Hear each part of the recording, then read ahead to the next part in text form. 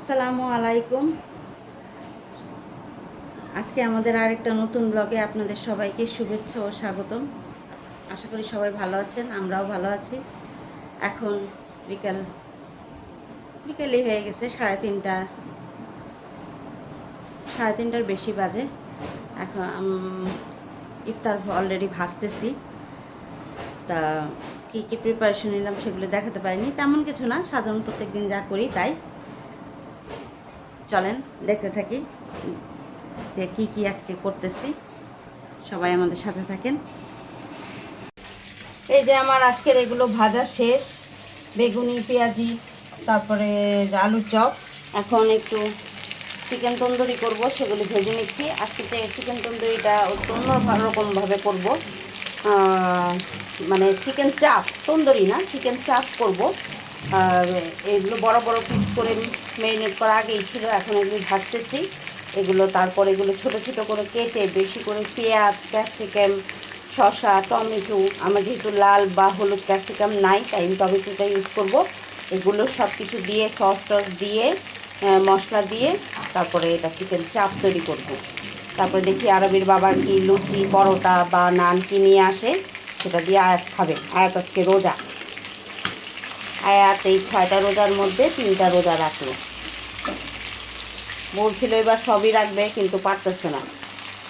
আর আজকে বেশি কিছু করব না, এই যে ডাল আর এই যে চিংড়ি মাছ এই ভুনা করবো, কেননা রাতেরবেলা খাওয়া যায় না। এই যে আমার বুট ভুনাটা হয়ে গেছে।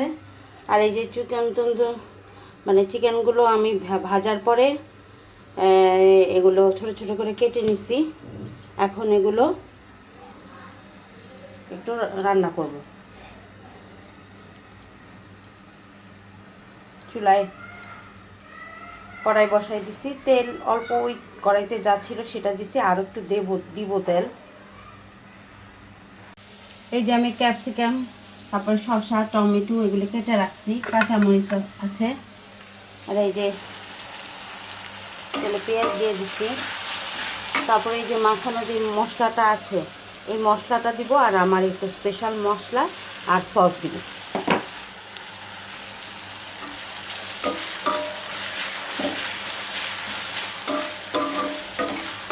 এটা পরোটা, নান বা লুচি সব কিছু দিয়ে খেতে ভালো লাগে। আরবির বাবা মাঝে মাঝে আমাদেরকে একটু খেতে নিয়ে যায় এক জায়গায়, ওখানে এটা গেলে আমরা প্রায় খাই। চিকেন চাপ খুব মজা, অনেক দিন হয়েছে অবশ্য যাই না। তা ওটা আবার আমি বাসায় ট্রাই করে দেখছি, কিছু ভালোই হয় আমারটা। এরপর থেকে মাঝে মাঝে বাসায় করি, আর বাইরে গেলে তো খাই। বাইরে আমাদের খুব একটা বেশি যাওয়া হয় না।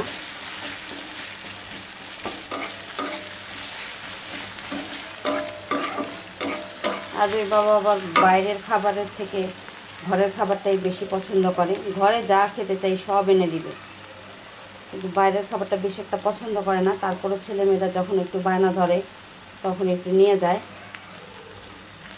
বাইরের খাবার আমরা খুবই কম খাই, ওই টুকটাক কিনে আনে এই, আর ঘরেই তৈরি করার বেশি চেষ্টা করি। যে পরোটা, নান এগুলো বেশিরভাগ সময় রোজা বাদে আমি ঘরেই তৈরি করি। এটা এখন রোজার দিনে রোজা রেখে অন্যান্য কাজও করতে হয়, আর নামাজ আছে, তারপরে ইফতারি বানানো, যার কারণে সব একসাথে করে উঠতে পারি না। পেঁয়াজটা একটু অল্প অল্প ভাজলাম, তারপর এই মশলাটা পুরোটা দিয়ে দিব।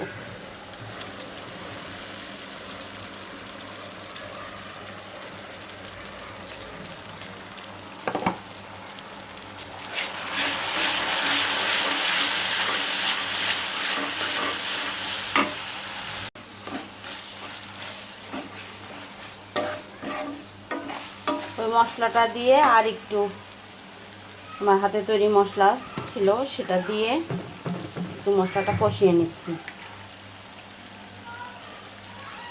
এখন ঝালটা হলো বুঝে দিতে হবে, কিন্তু এখন রোজা রমজানের দিন ঝালটা তো বোঝার উপায় নেই। এটা একটু ঝাল ঝাল হলেই ভালো লাগে, কিন্তু এখন আর বেশি আজকে ঝাল তো বোঝা যাবে না, যেহেতু রোজা আছি।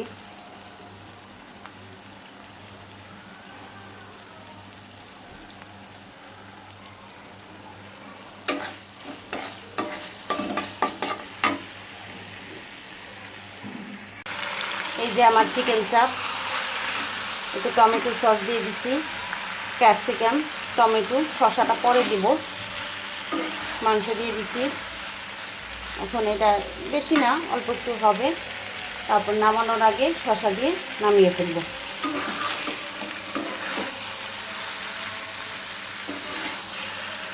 মাংসটা তো ম্যারিনেট করে রাখছিলাম, আদা রসুন, তারপরে চিকেন তন্দুরি মশলা, একটু গোলমরিচের গুঁড়া, একটু মরিচের গুঁড়া, টেস্টিং সল্ট, তারপর লেবুর রস, চিনি, একটু মানে সরিষার তেল, তারপর আর কি দিলাম, একটু মানে একটু মিষ্টি দই, আর অল্প একটু, বেশি না।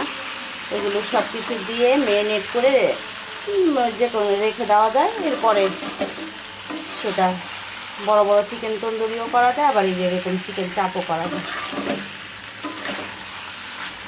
এটা পরোটা, নান, লুচি দিয়ে খেতে খুব মজা লাগে।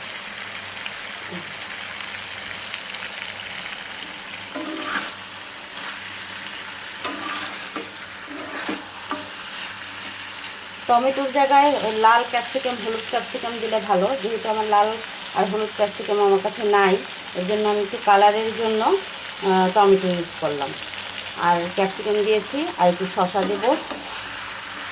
পেঁয়াজটা কাটার সময় মনে ছিল না কিউব করে কাটতে, তাই আমি কুচি করে বেশি করে পেঁয়াজ কেটে ফেলেছিলাম। আজকে কুচি পেঁয়াজই দিলাম, কিন্তু এটা কিউব করে কাটা বড় মোটা মোটা পেঁয়াজ দিলে খেতে আরও ভালো লাগে, কচকচ করে পেঁয়াজটা। এই যে এটা বেশি হইতে হবে না, যেহেতু এটা ম্যারিনেট করা আগের, তারপরে ভেজে নিয়েছি, এখন এটা বেশিক্ষণ রান্না করতে হবে না।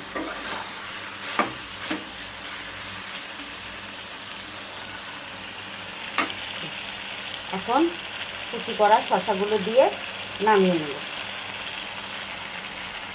আমার ইফতারি অলরেডি তৈরি হয়ে গেছে। এখন ডাল আর চিংড়ি মাছটা রান্না করে ফেলবো। আজকে গ্যাস আবার এখনও যায় নাই, ভাগ্যটা মনে হয় ভালোই। এই যে আমার চিংড়ি মাছ ভুনাটা হইতেছে, এই যে চুলায় ডাল, আর এই যে আমার চিকেন চাপ, আর এই যে ইফতারি রান্না বান্না প্রায় শেষ। এই যে আরবি বাবা মাত্র আসলো, আজকে ও বই নিয়ে আসছে।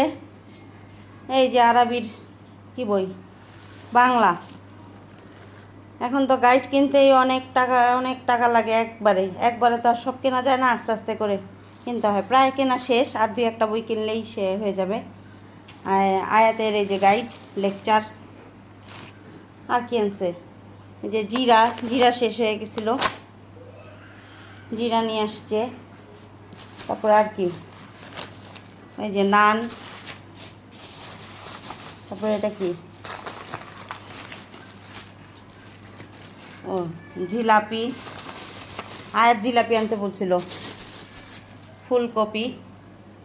এই আজকে বাজার। এই যে সব ইফতার মাটিতে নিয়ে বসে পড়ছি। আজকে অনেক বছর যাবতই পাটিতে বসে আমরা ইফতার করি। ডাইনিং টেবিলে আরবের আব্বা করে না, ও পাটিতে বসতে পারে না, ও পায়ের সমস্যার কারণে ও বিছানায় বসে, আমরা সবাই পাটিতে বসে ইফতার করি। এই যে ইফতার নিয়ে চলে আসছি।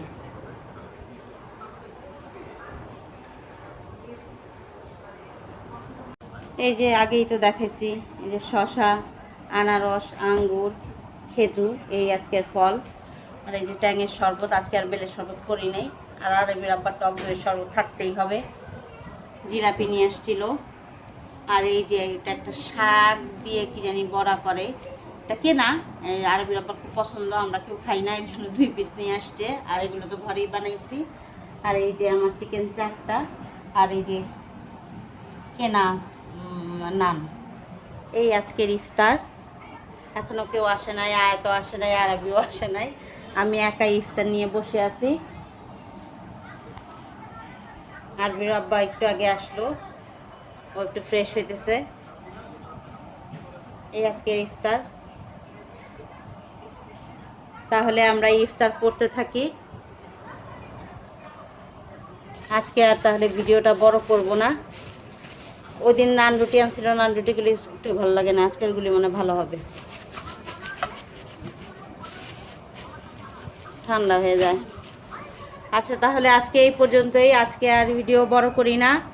সবাই আমাদের জন্য দোয়া করবেন, আপনারাও সবাই ভালো থাকবেন, সবাই আমাকে সাপোর্ট করবেন, আমার চ্যানেলটাকে সাবস্ক্রাইব করবেন, লাইক দিবেন, কমেন্টস করবেন। আল্লাহ হাফেজ।